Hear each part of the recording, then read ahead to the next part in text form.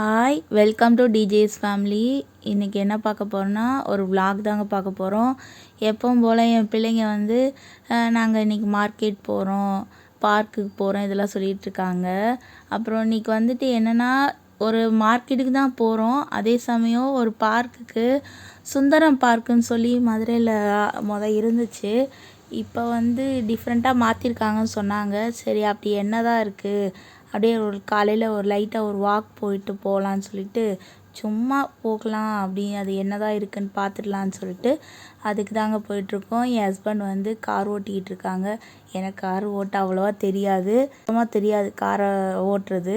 என் husband தான் எப்போவும் car ஓட்டுவாங்க, அவங்களுக்கு தான் நல்ல சர்வீஸ் இருக்குது.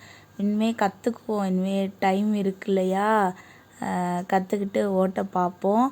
முதல்ல அத்தை இருக்கும்போது எல்லாம் பட்ஜெட் போட்டு தான் பண்ணிக்கிட்டு இருந்தோம். இப்போ அத்தை முடியாமல் ஆயிட்டாங்களா, அதோட புதுசாக நம்ம பொறுப்பெல்லாம் கையில் வரும்போது எனக்கு செய்ய தெரிலங்க சொல்லப்போனால். எல்லோரும் அப்படி தானே, ஃபஸ்ட்டு வந்து குழந்தைங்க சின்ன பிள்ளையில் இருக்கும்போது திணறுவோம், எப்படி பண்ணுறது லைஃப்பை, நம்ம பட்ஜெட் எப்படி போடுறது, இதெல்லாம் வந்து நம்ம திணறுவோம் இல்லையா. இப்போ தான் ஒவ்வொன்றா கற்றுக்கிட்டு இருக்கேன். சரி இனி வந்து பிள்ளைங்க வந்து ஸ்கூலுக்கு போகணும், கரெக்ட் டைமில் வந்து எல்லாமே செஞ்சு கொடுக்கணும் இல்லையா. அதனாலேயே வந்து பக்கத்தில் தேவையான பொருள் அது இதுன்னு போட்டு வாங்குறதுக்கு இப்போ மொத்தமாக எல்லாமே வாங்கி வச்சிட்டா நிம்மதியாயிரும் அப்படின்ற மாதிரி ஒரு ஐடியாவுக்கு வந்துட்டோம். இங்கே தாங்க நாங்கள் குடியிருந்தோம், கொஞ்ச நாள் வந்து இடையில கொஞ்ச நாள் இருந்தோம். இப்போ வந்துட்டோம், திரும்பி சொந்த வீட்டுக்கு வந்தாச்சு. அப்படியே நாங்கள் எப்போவும் காஃபி ஷாப்பில் இருக்கிற அந்த கடையை பார்த்தோம். அங்கே வந்து டீ சாப்பிட்டுட்டு அப்படியே 2 வடையை சாப்பிட்டுட்டு அப்படியே போகலாம் அப்படின்னு சொல்லிட்டு வந்தாச்சு. அதுக்கப்புறம் பெட்ரோல் பல்கில் வந்து பெட்ரோல் போட்டுட்டு என் பையன் வந்துக்கிட்டு, அம்மா இங்கே எதுக்கு இங்கே வந்திருக்கோம், அட பாவி கார்லாம் ஓட்டணும்னு ஆசையாக இருக்குது, காருன்ற, ஆனால் அதுக்கு ஒரு பெட்ரோல் தேவைன்னு உனக்கு தெரியலையா அப்படின்னு சொல்லிட்டு என் பையனை கலாய்ச்சிட்டு அப்படியே பார்க்குக்கு வந்தால் ரொம்ப நாள் தேடிட்டு இருந்த ஒரு பொருள் கிடச்சிச்சு. அது என்னன்னா வாட்டர் ஆப்பிள். அந்த வாட்டர் ஆப்பிள் கிடச்சிச்சா ஜாலியாக அதை வாட்டர் ஆப்பிள் ஒன்று டேஸ்ட் பார்க்க கொடுத்தாங்க, சூப்பராக இருந்துச்சு சாப்பிட்றதுக்கு. அந்த சாப்பிட்டதை விட இது நல்லாவே இருந்துச்சு, பார்க்கவே ரொம்ப டெம்டிங்காக இருந்துச்சு. ரொம்ப நாள் தேடிட்டு இருந்த இது கிடச்சிருச்சு. அடுத்து பார்த்திங்கன்னா இந்த சுந்தரம் பார்க்கு இப்போ பார்த்திங்கன்னா வண்டியூர் பார்க்காக மாறிடுச்சு. அப்புறம் என் ஹஸ்பண்ட் இதெல்லாம் பார்த்துட்டு இருந்தாங்க, இது என்னம்மா காசா, டிக்கெட் எடுக்கணுமா அப்படின்னு பார்த்துட்டு இருக்கும்போது, இல்லை காலையில் 6 to 9 வரை ஃப்ரீ, அதுக்கப்புறம் வரவங்களுக்கு இங்கே வந்து டிக்கெட் போட்டு இருக்கலாம் அப்படின்னு சொல்லிட்டு பார்த்தாங்க. சரின்னு உள்ளே வந்தால் அந்த பேஷண்ட்ஸு இந்த மாதிரி நடக்க முடியாதவங்களுக்கான வண்டி அதில் வச்சு தள்ளிட்டு போகிற மாதிரி ஒரு வண்டியெல்லாம் இருந்துச்சு. அப்படியே வாக் போயிட்டு நிறையா காலையிலே சீக்கிரம், இப்போ வந்து சம்மர் டேஸ் வந்துட்டுருக்குன்னு ஆரம்பிச்சிருச்சு. என்னென்னா அதுக்குள்ளாட்டி வெயில் வந்து கண் அப்படி குத்திட்டு இருக்க மாதிரி இருந்துச்சு. அப்படியே நின்று பார்த்தா தண்ணி சூப்பராக பார்க்க, நம்ம ஊர்லேயும் ஒரு தண்ணி இருக்குப்பா, நிறையா தண்ணி பார்த்துட்ருக்கோம், சுத்தமான தண்ணியாக இருக்குது அப்படின்னு சொல்லிட்டு பார்த்துட்டு இருந்தோம். புதுசாக இருந்துச்சு. இதுக்கு முன்னாடி இடையில கட்டிக்கிட்டு இருந்தாங்க, நாங்கள் போகல, இந்த கொஞ்ச நாளாக போகலை இல்லையா. அந்த மாட்டுத்தாவணி சைடு தாங்க இந்த பார்க் இருக்குது, போகலை. அப்புறம் பார்த்தா இப்படி மாறிடுச்சுங்கன்னு சொல்லிட்டு, நம்ம ஊர்லேயும் இப்படிலாம் டிஃப்ரெண்ட்டாக சேஞ்சஸ்லாம் வருது, பரவாயில்ல. அதே மாதிரி பிள்ளைங்களுக்கு பார்க்கு, இந்த மாதிரி மார்க்கெட் வந்துட்டு பார்க்கு ஜாலி அடிச்சிட்டு இருக்கிறது நாங்கள் தான், எங்களை தான் பார்க்க முடியும் போல் அப்படி இருந்துச்சு. அதுக்கு வந்து என்னென்னா எப்படியும் 1 மாதம் லீவ் விட போகிறாங்க, அதுக்கப்புறம் வந்து பிள்ளைங்க ஜாலியாக விளையாடுவாங்க. இது ஒரு ட்ரையலாக இருந்துச்சு, எக்ஸாம் போகிறதுக்கு முன்னாடி ஒரு மைண்டு ஃப்ரெஷ்ஷாக இருக்கிற மாதிரி இருந்துச்சு. அப்புறம் எப்போ நான் சொல்லி கொடுப்பேன், பாப்பா மேலே போகும்போது காலை தூக்கு, மேலே வர பறக்கும் அப்படின்னு சொல்லுவேன். ஆனால் இவங்க அப்பாவுக்கு தாங்க முடியல, பிள்ளை பாவம் கஷ்டப்படுதுன்னு சொல்லி போய் ஊஞ்சலை ஆட்டி விட்டாங்க என் பையன். அப்புறம் வந்துட்டு நான் வந்து சைக்கிள் ஓட்டுற மாதிரி ட்ரை பண்ணேன், ஆனால் ரொம்ப நாள் எனக்கு சைக்கிள் ஓட்டியும் டச்சு விட்டு போச்சா, அது எனக்கு ஓட்டவே தெரிலங்க. அப்புறம் கொஞ்ச நாளுக்கு நேரம் கழித்து இறங்கிட்டேன். என் பொண்ணு வந்துட்டு இந்த மாதிரி பண்ணிக்கிட்டு இருந்தாங்க, சரி வா நானும் உனக்கு கம்பெனி கொடுக்குறேன். இது நல்லா ஜாலியாக விளையாண்டுட்டு இருந்தோம், காலை வீசி. அது ஃபுல்லாமே வந்து எக்ஸசைஸு பண்ணுற எக்யூப்மெண்ட்டு நம்ம ஃபுல்லாக யோகான்ற விஷயத்தில் போயிட்டனால அப்படி இருக்கமா இது வந்து எக்ஸசைஸ் பண்ணுறதுல வந்து எனக்கு தெரியலை. அப்புறம் ஒரு பார்க்கில் அந்த பார்க்கில் போயிட்டு ஒரு ஃபோட்டோ அடி கட்டினேன். எப்படி ஒரு நின்று ஃபோட்டோ எடுத்துகிட்டு வந்தோம். அப்படியே நடந்துக்கிட்டே இருந்தோம். அந்த சைடு என்னென்ன இருக்குதுன்னு சுற்றி பார்த்துட்டு இருந்தோம். பகுதியில் இருந்த லேடிஸ் ஜென்ஸு எல்லோரும் வந்து நிறையா பார்க்கில் நல்லா எக்ஸசைஸ் பண்ணிகிட்டு இருந்தாங்க. லேடிஸ் வந்து அவ்வளோ இன்ட்ரெஸ்ட்டாக பண்ணுறாங்க. இப்போலாம் வந்து லேடிஸும் சரி ஜென்ஸும் சரி உடம்புக்கு வந்து இம்பார்ட்டன்ஸ் தர ஆரம்பிச்சிட்டாங்க. அப்புறம் சின்ன சின்ன பிள்ளைங்களும் வந்துட்டாங்க. நாங்கள் போனது சனிக்கிழமை இல்லையா, கொஞ்ச நேரம் வந்து விளையாட விட்டுட்டு பேரண்ட்ஸ் வந்து குழந்தைங்கள கூட்டிகிட்டு போயிட்டு இருந்தாங்க. அப்புறம் நின்று நம்ம லேக் மாதிரி இருக்குது அப்படின்னு நின்று பார்த்துக்கிட்டு இருந்தோம். என் பையனுக்கு இங்கே போட்டிங் போகணுமா. அந்த போட்டிங்லாம் இப்போ இல்லைடா, சம்மர் டேஸ் லீவ் டைமில் கொடுப்பாங்க கேட்டால் விட மாட்டேன்ட்டாங்க.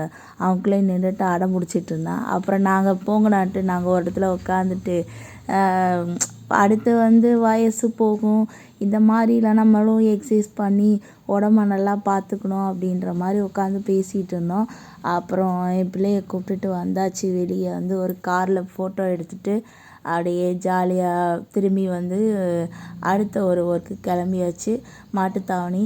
ஆனால் ஒரு டிசைட் பண்ணியிருக்கோம், 2 வாரத்துக்கு ஒரு தடவையாவது இந்த மாட்டுத்தாவணி வந்துட்டு அப்படியே பார்க்குக்கு போயிட்டு வரணும்னு ஒரு டிசைட் பண்ணியிருக்கோம். பார்ப்போம் என்ன நடக்குதுன்னு. அங்கே வந்து பயங்கர ரஷ்ஷாக இருந்துச்சு மாட்டுத்தாவணி மார்க்கெட்டில். ஃபஸ்ட்டு எடுத்தோன்னே கனமான ஒரு தேங்காயெலாம் வாங்கி போட்டுக்கலாம் போனால் பெரிய பெரிய சாக்கு தாங்க கொண்டு போனோம். ஏன்னா அங்கே ஒரு வியாபாரிகள் வந்து அவ்வளோ மனசார அள்ளி போடுறாங்கங்க. வியாபாரிகளை அவ்வளோ கஷ்டப்பட்டு அவங்க உழைச்சிருப்பாங்க.